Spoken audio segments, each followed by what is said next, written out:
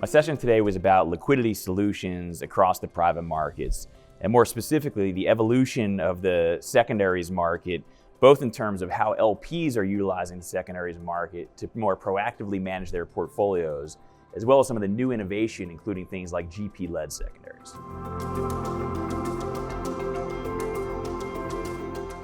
One of the main reasons it's important right now is that we are well into year 4 of seeing reduced realizations across the private markets asset classes. And so we are increasingly seeing LPs look to generate their own liquidity through the LP secondaries market, and increasingly seeing GPs look to provide an accelerated liquidity option through GP-led secondaries. So it's a very topical moment for the secondaries market.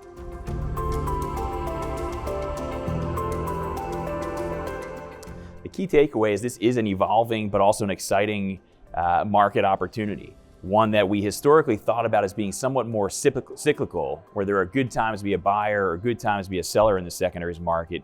Today we are seeing opportunities across the market and really looking to tap into those opportunities as both a buyer as well as a more proactive portfolio management tool.